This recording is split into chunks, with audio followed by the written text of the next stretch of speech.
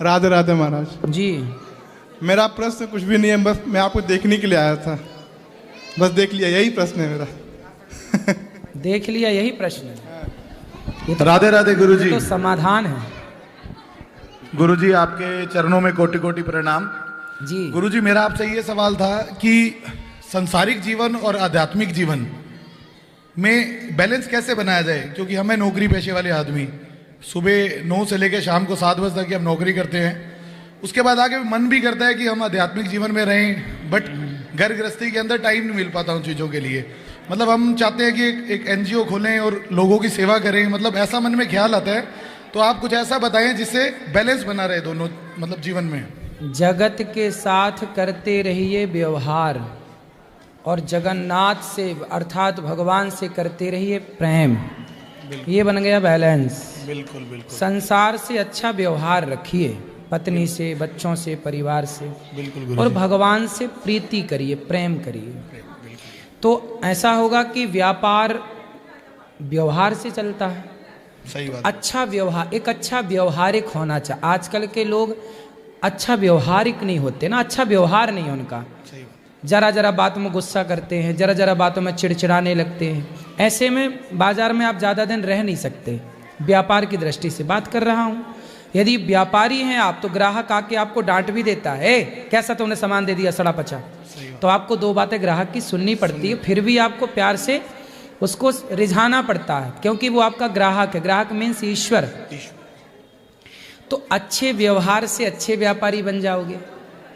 और यही अच्छा व्यवहार पत्नी के साथ करो, बिल्कुल, परिवार के साथ करो, माँ बाप के साथ करो। और प्रेम किसी को ना बांटो, केवल परमात्मा को लिए, परमात्मा के लिए रखो। ये है बैलेंस, जीवन जीने का सही तरीका। क्या बात। बिल्कुल। राधे राधे गुरुजी।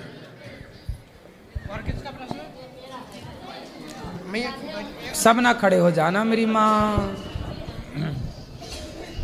गुरुजी राधे राधे। जी जी, मेरा प्रश्न है कि हम लहसुन प्याज तो खाती हूँ, तो भोजन बनता है उसमें, तो उस पर जैसे कि दोपहर में भोजन लगाती हूँ कन्हैया जी को, तो कैसे लगाए, नहा करके कि? तो लहसुन प्याज वाला भोग भगवान को नहीं लगाना चाहिए जी, वो नहीं, जैसे कि कुछ भी मैंने दूसरा चीज लगाए तो मतलब आप भगवान के लिए अलग बनाती हो, अपने लिए अलग बनाती हो जी। ये तो कपट हो गया। आप कुछ खाएं, भगवान को कुछ खिलाएं। जो भगवान को खिला रहे हैं वही आप क्यों नहीं खा रहे हैं? ऐसा है, लहसुन प्याज कभी कभी आप कहीं गए तो खा लिए तो कोई पाप नहीं है, पर आप बिना लहसुन प्याज। अच्छा, गौरी गोपाल का प्रसाद पाया कि नहीं? जी। दाल सब्जी कैसी लगी यहाँ की आपको? अच्छी है, वो पूरी बिना लहसुन प्याज की थी जी। तो बिना लहसुन प्याज की भी बहुत अच्छा स्वाद आ सकता है जी। आपका अभ्यास है, ठीक है, आप छोड़ दें आज ही, हम ये नहीं कहते, लेकिन भगवान के लिए आप अलग बना रहे हैं, अपने लिए अलग, यही तो कपट है जी। भगवान कहते हैं ना, निर्मल मन जन सो मोहि पावा, जो भोग लगाओ वही खाओ। मीरा राणा ने कहा कि ये भगवान का चरणामृत है, पी लो। चूंकि वो चरणामृत था और उसमें जहर था तो पी गई मीरा। और हम अपने स्वाद के लिए अपने लिए अलग बना रहे हैं, भगवान के लिए अलग बना दे रहे हैं जी। एक ही घर में 2 चूल्हा हो गए, मतलब 2 रसोई हो गई ना, एक भगवान की, तो भगवान की वाली आप स्वीकार क्यों नहीं करती हो? जी, मीट मछली तो ये सब तो नहीं खाती हूँ, पर लहसुन प्याज तो खाती हूँ। कोई बात नहीं, अधिक कोशिश करो कि जो भगवान का बने वो ऐसा इतना स्वादिष्ट बनाओ कि बिना लहसुन वही बने, वही खाओ। कभी कभी आपका मन है तो आप देख सकते हैं अपने हिसाब से। जी, आपके लिए गुलक लाई हूँ। ठीक है। आज मेरे साथ वो आए हैं, वो बहुत दारू पीते हैं और गुटखा भी खाते हैं। थोड़ा समझो। ये दारू पीती हैं मैया? बोलो। राधे राधे जी, दारू पीते हो जी। और गुटखा भी खाते हो जी। और क्या करते हो, चरस अफीम भी खाते पीते? जी नहीं। ए मैया बैठ जाओ चुपचाप, दारू पीने वाला है, समझी? दारू पीते हो, कितने की पी जाते हो? 100-200 के पी जाते हैं। कितना कमाते हो? 500-600 कमा लेते हैं। 600 कमाते हो, 200 की पी जाते हो। जी, कभी कभी पूरा भी पी जाते हैं। तो इससे आपका विकास होगा, तरक्की होगी? जी नहीं, वही तो प्रयास सर बहुत करते हैं मगर नहीं छूट पाता है। तो नहीं छूट तो क्या शराब की बोतल अपने आप आके आपके मुंह में घुस जाती है? जी नहीं, हैं? क्या आप जाते हो?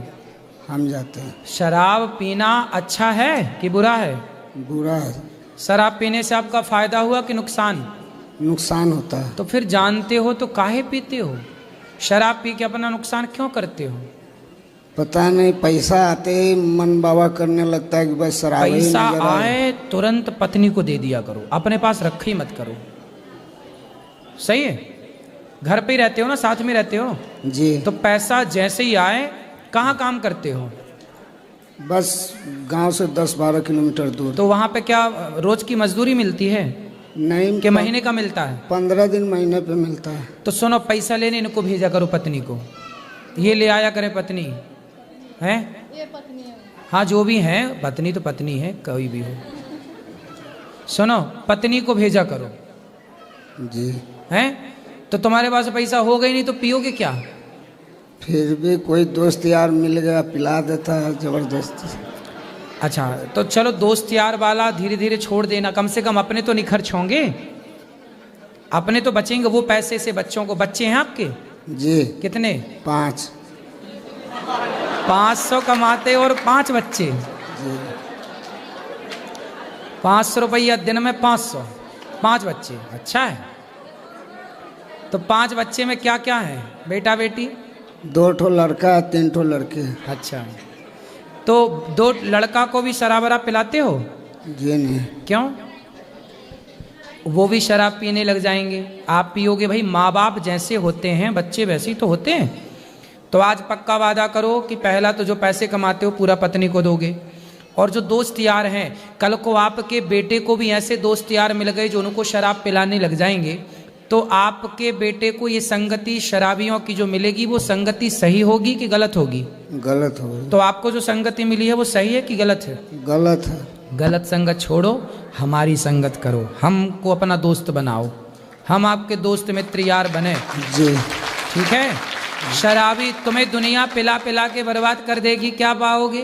तुम्हारे बच्चे भी शराब, कल को शराब पी के मर जाओगे, बच्चे हो जाएंगे अनाथ, बेचारे भीख मांगने के लिए मजबूर हो जाएंगे, उनका ना पढ़ना होगा ना लिखना। बहुत प्रयास करते हैं कि जब रात को पी लेते तो कोई बात नहीं, सुबह में जब उठते तो ऐसा लगता है कि साला मर जाए, क्या करे, कैसे छूटेगा नहीं छूटेगा। शराब पीने का जब मन करे जी, तो आप ना लौंग खा लिया करो। लौंग क्या खाओगे? लौंग। सुपारी नहीं, लौंग और इलायची।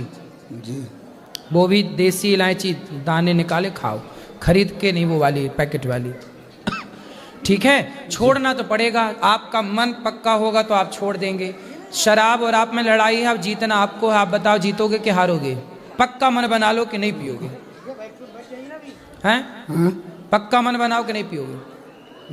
मन तो बनाते हैं कि नहीं पिएंगे, मगर फिर भी बाबा हो जाता है, क्या कर, बहुत प्रयास करते हैं छोड़ना। तो आप हमारे पास रहो यहीं 10-5 दिन। अभी कितने दिन से हो वृंदावन में? 4 रोज से। तो 4 रोज से पिए? जी नहीं पिए ना? सच्ची? जी, तो नहीं पिए तो देखो, बिना पिए अच्छा लग रहा है कि पी के अच्छा लगता है? पी करके तो और बेवड़ा जैसा हो जाता है। क्या होता है? पी के क्या होता है?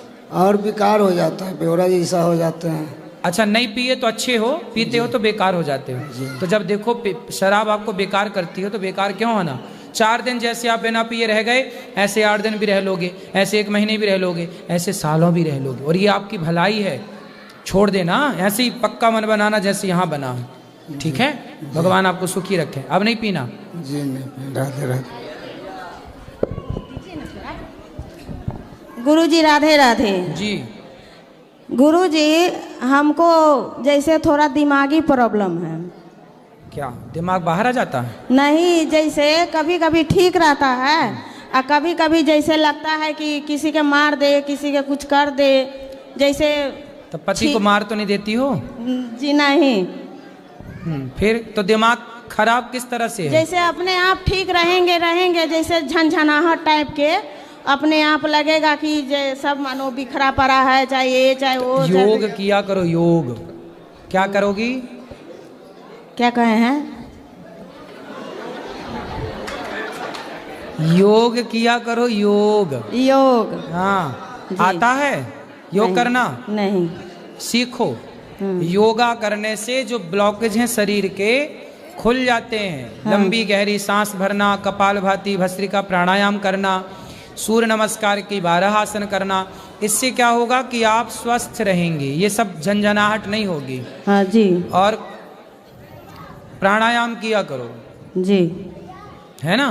जी। प्राणायाम करेंगे तो स्वास्थ्य बिल्कुल अनुकूल रहेगा। जी। ये झंझनाहट के लिए सब ठीक हो जाएगा। जी। ऐसे कान में अंगूठा दोनों डालो, जी। ऐसे, जी। और आंखों में ये उंगली रखो ऐसे, और मुंह बंद करके बोला ओम, ऐसे। जी। ऐसे करने से शरीर की सारी जो झंझनाहट है दूर जी। हो जाएगी। कान में ये अंगूठे ठूस के, जी। आंखें बंद करके, क्या बोलोगी? ओम। मुंह बंद करके बोला ऐसे। कल से करना भी नहीं। जी। अजी ये हमारा ना भाई, ये हमारे भाई है। हाँ। जैसे ही दारू पी लेते हैं तो इसको भर रात भर दिन मारते रह जाते हैं। काय पत्नी को मारते हो? बहुत ज्यादा मारता है। तो कभी तुम बहन हो इसकी? जी। तुम साले को मारा करो उल्टा लटका के, नालायक को। सही कह रहे जी। तुम काहे नहीं मारती हो? तुम भी मारो उसको 2, 10, 20 जूता। ऐसा गुस्सा देगा कि जैसे लगेगा अपने कपार अपने। तुम मारती हो कि नहीं इसको? जी नहीं। अरे अपनी भौजाई को पिटवा रही हो और भाई को हम नहीं? इसके पास रहते नहीं ना, हम इसको जब जाया करो जूता लेके जाया हम इसको ले बड़ा 10 सवेरे 10 शाम को। शराबियों को ये शराबी जूते की भाषा मानेंगे। इसी को तुम बहन हो ना? जी। तुम जमाओ 10 सवेरे 10 शाम को। हम इसी के माने इसी को लेके हम यहाँ गोरखपुर से इतना दूर आए हैं। क्यों? पत्नी खड़े हो जाओ। अरे पत्नी नहीं, पति।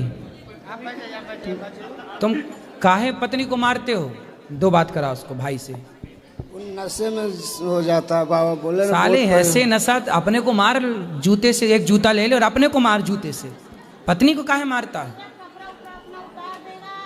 शराब तुम पियो नालायक, पैसे तुम बिगाड़ो, पत्नी के मारो। साले तुम्हें उल्टा लटका के मिर्ची का धुआं देना चाहिए। बच्चों के भी मारते हैं, बच्चों के तुम्हें भी हम 10 दिन में सुधार दें। पत्नी को काहे मारते हो? मारने के लिए ब्याह करके लाए हो। दूसरे की लड़की को साले तुम मार रहे हो। नारी का सम्मान नहीं करते। तुम्हें कोई मारे साले कैसा लगेगा? नहीं बाबा, खाली सिर्फ नशा में होता हे है। माइक ठीक करो, माइक ठीक करो, मुंह में लगाओ। हाँ, नशा में बाबा सिर्फ होता है, ऐसे नहीं होता है। तो नशा में अपने को काहे नहीं मारते? लुगाई को काहे मारता है भाई? पत्नी को क्यों मारते हो? ऐसा कैसा नशा कि पत्नी अपने आप को भी हो जाता है, अपने आप को भी लगेगा कि कपार फाड़ लूं, क्या करूं, मर जाऊं, कुछ भी हो जाता है। पत्नी को नहीं मारना आज के बाद। पत्नी को मारना, जो आदमी पत्नी पे हाथ उठाए ना वो मर्द नहीं नामर्द होता है। हिजड़ा होते हैं वो लोग जो पत्नी पे, नारी पे क्या अरे हाथ उठाना है साले, आतंकवादियों पे हाथ उठाओ, देशद्रोहियों पे हाथ उठाओ। अबला नारी जो तुम्हारे भरोसे आई है, जो तुम्हारे लिए मांग सजाती है, तुम्हारे लंबी आयु की भगवान से प्रार्थना करती है, तुम्हारे लिए करवा चौथ रखती है, तुम्हारी आरती उतारी है, तुम्हें परमेश्वर मानती है, तुम उसे मारते हो? तुम्हें शर्म नहीं आती? नारी कितना सम्मान करती है पुरुष का, भगवान मानती है पति को, और तुम बताओ उसे मारे डाल रहे हो। बेचारी, आज तक उसने तुम्हें मारा? जी नहीं। सोचो कितनी सहनशील होती है नारी के पति मारे जा रहा है और पलट के एक बार वो जवाब। और ये दुनिया का कोई मर्द है ऐसा कि तुम एक थप्पड़ मारे तुम बिना पलट के मारे रह जाओ? साला हमें 4 मारेगा तो एक तो मार ही डालेंगे उसको। लेकिन लुगाई को देखो कितना मार रहा है, वो पलट के एक जवाब नहीं दे रही है। इतनी सहनशील तुम्हारी पत्नी है जो तुम्हें एक पलट के जवाब नहीं दिया, और तुम ऐसी देवी जैसी पत्नी पे हाथ उठाए जा रहे हो। सही है? जी नहीं। हमें बहुत गुस्सा आता है जो लोग पत्नियों पे हाथ उठाते हैं। पत्नी नारी है, यत्र नार्यस्तु पूज्यन्ते रमन्ते तत्र देवता। जिस घर में नारी का सम्मान होता है ना, वहाँ नारायण का वास होता है, लक्ष्मी का वास होता है। हमारे कृष्ण ने राधा रानी के पांव दबाए हैं, चरण दबाए हैं। नारी का इतना सम्मान है, इसलिए पांव दबाया करो, मारा ना करो। क्या जी, क्या करोगे अब? नहीं मारेंगे। पांव दबाना, और इतने दिन मारे उसका हिसाब चुकाओ। तुम्हारी बस पांव दबाएगी, तुमने दबाओगे? सॉरी बोलो पत्नी को, खड़े हो जाओ, आप किनारे हो जाइए। पत्नी को सॉरी बोलो, बोले हम नहीं मारेंगे। ए बहना तुम बैठो, बोलो पत्नी को सॉरी। सॉरी। सॉरी शक्तिमान, बोलो सॉरी शक्तिमान। पत्नी शक्तिमान है कि नहीं? जी। अब नहीं मारना, जी। पक्का वादा करो कि अब नहीं मारूंगा। जी अब नहीं मारूंगा। पत्नी से कहो, पत्नी से कहो कि नहीं मारूंगा। अब नहीं मारेंगे। है ना? कान पकड़ो, कान पकड़ के बोलो अब नहीं मारूंगा। अब नहीं मारूंगा। ठीक है, अब प्रेम से रहूंगा। प्रेम से रहना। जो नारी का सम्मान करते हैं ना, वहाँ खूब लक्ष्मी होती है, भगवान की कृपा होती है। ठीक है, आपको कुछ कहना? पत्नी महारानी से बात कराओ। सर राधे राधे। सर इसको क्रिया खिया दो, हमको बहुत अच्छा हैं? क्रिया खिया दो इसको। क्या खिला दो? क्रिया खिया दो, कसम खिया दो, हमको बहुत दशा होता है। कसम? हाँ। ए भैया कसम खाओ, माँ कसम खाओ कि नहीं मारोगे पत्नी को? जी बोला माँ कसम नहीं मारूंगा। और शराब भी नहीं पीऊंगा, माँ कसम खा के बोलो। चलो जी माँ कसम बोल रहा हूँ, अब शराब भी नहीं पीऊंगा। चलो अब अच्छे इंसान बन जाना। जी। अब नहीं पीना, पत्नी को तो मारना मत। जी। कहाँ से आए हो? सीतामढ़ी से हैं, बिहार से। सीतामढ़ी से, बिहार से। नहीं मारना, पक्का वादा कर दिया ना तुमने? जी। वृंदावन में वादा कर रहे हो। जी। अब नहीं मारना, अब नहीं मारेंगे। ठीक है, अब बात करो। जी मारेंगे, अच्छा उछा रहेगा ना तो फिर हम आएंगे पूरा फैमिली। भगवान करे आप सुखी रहें। हाँ, संसार सुखी की रहेंगे तो फिर हम आएंगे पूरा संसार की फैमिली। हर खुशी आपको प्राप्त हाँ, हो। भगवान सुखी रखें आप दोनों को, सदा स्वस्थ आएंगे रहें। तो खुशी रहेगा। राधे राधे गुरुजी। जी आपके चरणों में कोटिशः प्रणाम। खुश रहिए। गुरुजी मेरा प्रश्न है, धर्म क्या क्या अर्थ है और अर्थ का क्या धर्म होना चाहिए? धर्म, अर्थ, काम, मोक्ष, 4 पुरुषार्थ होते हैं। सबसे पहले धर्म हो। धर्म किसे कहते हैं? धर्म न दूसर सत्य समाना, सत्य बोलना धर्म है, दया करना धर्म है, परहित सरिस धर्म नहीं भाई, परहित समाज की सेवा करना धर्म है। जब धर्म करोगे, धर्म से रहोगे, तो धर्म के अकॉर्डिंग चलोगे तो अर्थ आएगा। अर्थ को दूसरे नंबर पे रखा गया। पहले नंबर पे किसको रखा है? धर्म को। पहले नंबर पे कौन? दूसरे नंबर पे कौन? अर्थ। धर्म से अर्थ आएगा। धर्म से क्या आएगा?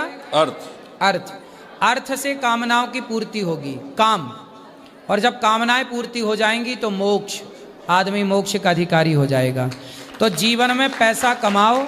जैसे डॉक्टर का धर्म है कि वो मरीज को बचाने का प्रयास करे, अपना उचित मूल्य तो ले, दवाई का ले, अपनी फीस ले, लेकिन ऐसा ना हो साहब कि दवाई आ रही है 10 रुपए की और बता रहा है 1000 रुपए।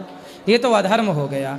मतलब आदमी, एक बेटा, एक बाप होता है ना, घर बेच देता है बेटे के इलाज में, लेकिन डॉक्टर को तो परवाह ही नहीं है, उसके बच्चे की जान भी नहीं बचाता। वो जान बचाने में नहीं लगाता समय, वो ये कहता पहले पैसे जमा कर दो फिर हाथ लगाएंगे। जी। है ना? जी। क्या ये धर्म है? बिल्कुल नहीं। नहीं, ये अधर्म से कमाया गया पैसा है। आप जान बचाओ, पैसे लो। जान बचे तो पैसे लो, वरना जान चली गई तो फिर आप दवाइयों का अपना उचित ले लो। क्या लोगे फिर मरे हुए आदमी से? धर्म की प्रधानता समाज में गुरुजी ज्यादा हो गई है, इसलिए धर्म की क्या? धर्म की नहीं, धन की। धन की, सही। धन की प्रधानता इस समय समाज में ज्यादा हो गई है, इसलिए प्रश्न ये यही पाप था। का बाप है लोभ। पाप के पिताजी कौन है? लोभ। इस धरती में जितना भी पाप है वो केवल लोभ की वजह से है। लोभ खत्म हो जाए तो पाप खत्म हो जाए। इसलिए व्यक्ति को कहते ना हमारे संत जन, ऋषि मुनि, हमारे शास्त्र, कि सबसे बड़ा धन है संतोष। जितना मिले उतने में क्या रहो? संतोष। खुश, संतुष्ट रहो। आजकल लोगों के पास संतोष नहीं है। जबकि संतोष होना चाहिए। इसलिए आपके भीतर संतोष हो, हमारे भीतर संतोष हो, इनके भीतर संतोष हो, तो हम अपने भीतर करें, बाकी तो भगवान सबको कृपा करेंगे। सत्संग सुनेंगे तो आ ही जाएगा। इसलिए सत्संग सुनोगे तो सब चीजें हम बताते हैं कथा में। एक व्यक्तिगत सवाल था आपसे गुरुजी, अपने बालों की देखभाल कैसे करते हैं? बहुत खूबसूरत हैं, बहुत घुघराले हैं हेयर।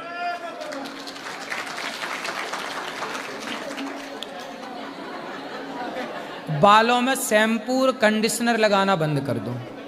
क्या लगाएं, कैसे धोएं? हम अपने बाल कैसे धुलते हैं? बेसन है सबके घर में जी। 4 चम्मच बेसन लो, 1 चम्मच हल्दी ले लो, पानी डाल लो जी। मिला लो, बालों में उसको लिक्विड फॉर्म में उसको डाल लो, और इससे, उंगलियों से नहीं, इससे, इस हथेली से लगा के केवल यूं यूं करना है, ज़्यादा घिसना नहीं है, ऐसे ऐसे ऐसे ऐसे करना है, बालों में ऐसे ऐसे कर लेना है। और ऐसे यदि आप बालों को धुलते हैं तो ना शैम्पू की ज़रूरत पड़ेगी ना कंडीशनर की, क्योंकि ये चीज़ें ही बालों को झड़ाती हैं। शैम्पू और केमिकल है ये। सबसे पहले हमें अपनी बॉडी को केमिकल से फ्री करना है, ना बाल झड़ने की समस्या होगी, ना बाल रूखेपन की। जो आजकल डैंड्रफ नाम की चीज़ आप सुनते हैं, डैंड्रफ, जिसको भी डैंड्रफ हो, आजकल लोग महंगी महंगी शैम्पू यूज करते हैं डैंड्रफ हटाने के लिए।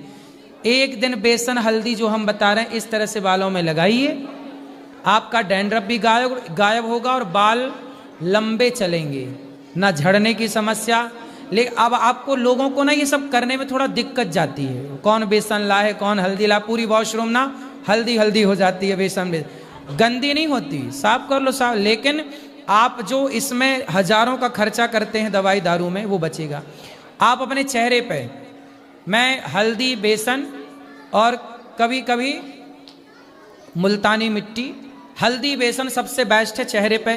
कोई वो चेहरे पे कौन सा क्या लगाते हैं, साबुन लगाते हैं और क्या लगाते हैं, स्क्रब, फेस वॉश। कोई फेस वॉश की जरूरत नहीं है। हल्दी बेसन से इतना बढ़िया चेहरा साफ होता है, बाल साफ, पूरी बॉडी।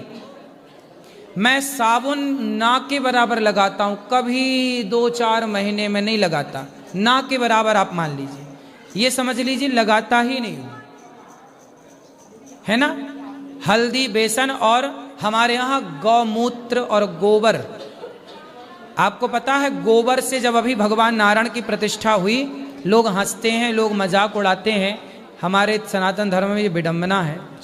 अभी भगवान नारायण की यहाँ पर प्रतिष्ठा हुई तो प्रतिष्ठा में भगवान नारायण को, माता लक्ष्मी को गोबर से स्नान कराया गया। ये विधान है प्रतिष्ठा में। जब भी आपके घर कभी प्रतिष्ठा होगी, बड़ी प्रतिष्ठा, तो उसमें गोबर से स्नान कराने का विधान है, गौमूत्र से स्नान कराने का विधान भगवान को है। तो हम इंसानों की तो छोड़ दीजिए।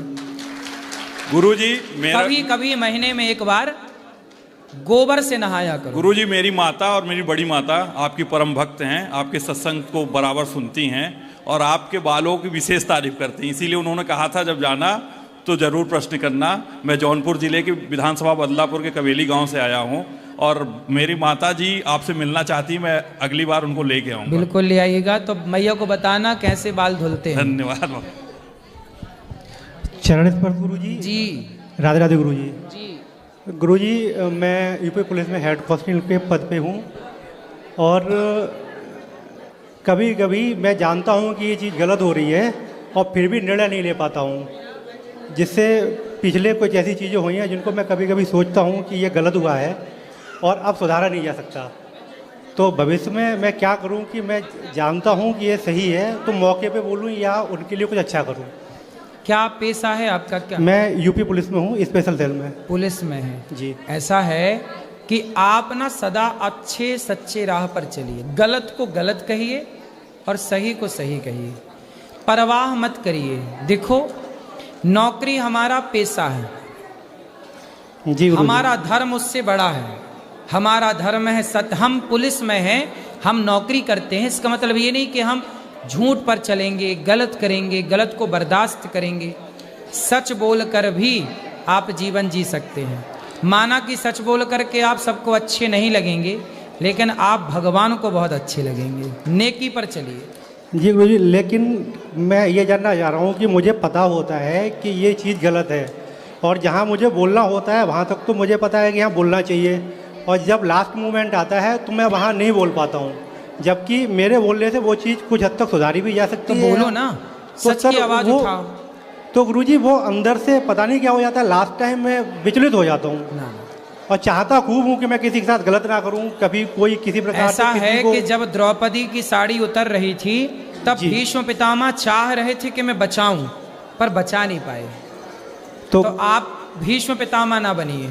तो गुरुजी क्या करना चाहिए इसके लिए? चाहता तो मैं बहुत कुछ हूँ लेकिन हो नहीं पाता है। जैसे कृष्ण आए और द्रौपदी की रक्षा किए, ऐसे आप भी आपके कह देने से यदि धर्म की रक्षा हो रही है, भ्रष्टाचार रुक रहा है तो आप रोको ना। आप खुद क्यों भ्रष्ट होना कि सब भ्रष्ट हैं तो हम भी भ्रष्ट हो जाए? नहीं, हम ईमानदारी से अपने जीवन को यापन करें और गलत ना करें। जी गुरुजी, कोशिश तो यही है कि जब तक मैं रहूँगा सेवा में तब तक ना तो करूँगा ना होने दूंगा। हाँ, यही सिद्धांत और सही। बाकी सेवा के लिए भर्ती हुआ हूँ तो सेवा तो करूँगा ही। सेवा करिए। आपको सरकार इतना देती है कि आपकी दाल रोटी चल जाए। जी। धन्ना सेठ बनने की ना, ज़्यादा पैसा कमाने की ज़्यादा इच्छा ना रखिएगा। पुलिस वालों की लाइन का बोल रहा हूँ जी। आप देखिएगा, अधिकांश पुलिस वालों का परिवार सुखी नहीं होता। अधिकांश देख लीजिएगा। क्यों? क्योंकि उनके पास जो पैसा जाता है कोई खुशी से थोड़ी देता है, जबरदस्ती भ्रष्टाचार कर करके वो दूसरों का। आदमी 10 रुपया देता है तो 100 बद्दुआएं देता है। 100 रुपये यदि पुलिस वाले को किसी ने दे दिया तो 200 बद्दुआएं साथ में देता है। वो पैसा उसे फलीभूत होता नहीं है, लेकिन लालच जाता नहीं आदमी का। पुलिस वालों को भी पता है ये कि मैं गलत कर रहा हूँ, फिर भी वो जल्दी पैसे वाले धन्ना सेठ बनने के चक्कर में गलत काम करते हैं और अपने बच्चों का भविष्य बिगाड़ते हैं, क्योंकि ईश्वर तो सब देख ही रहे हैं। इसलिए भैया आप ईमानदारी से चलिए। तो गुरुजी मुझे उसके लिए क्या करना पड़ेगा, यही तो मैं जानना चाह रहा हूँ। क्या तो करना पड़ेगा? आपको ईमानदार बनना पड़ेगा। नहीं, ईमानदार मैं हूँ, मैं आपको आवाज उठानी पड़ेगी। तो कैसे गुरुजी? कैसे? जी भाई जैसे अभी बोल रहे हो वैसे वहां बोलना।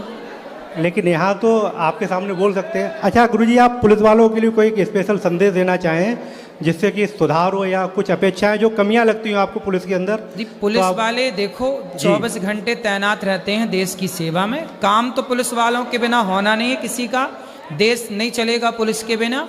पुलिस एक व्यवस्था है, होनी चाहिए, पर हर पुलिस वाले को अपने देश के प्रति ईमानदार होना चाहिए और सामने वाले से एक भी रुपए की बेईमानी ना करे। वो भ्रष्टाचार मुक्त पुलिस होनी चाहिए, भ्रष्टाचार मुक्त। आज ना समाज की एक स्थिति बता रहा हूं, पुलिस वालों को देखते ही आदमी डर जाता है। डर क्या जाता है कि भाई यदि पुलिस वाले ने गाड़ी को रोका तो उसे सारे कागज होने पर भी उसे लगता है कि इसे तो देना ही पड़ेगा, और ऐसा होता भी है। सब कुछ है, कागज कार्यवाही पूरी, फिर भी वो कुछ ना कुछ करके लेता ही है। तो ये बहुत बेईमानी से उसके बच्चे सुखी नहीं है, फिर भी वो ले रहा है। तो हम हर पुलिस वाले से कहेंगे कि आप जो सरकार दे रही है, ईमानदारी से जो आप कमा रहे हो वो बहुत है, इससे आपके बच्चे खुश रहेंगे। ईमानदारी से, बेईमानी से बच्चे खुश नहीं रहेंगे। जी गुरुजी, चरण स्पर्श गुरुजी, राधे राधे।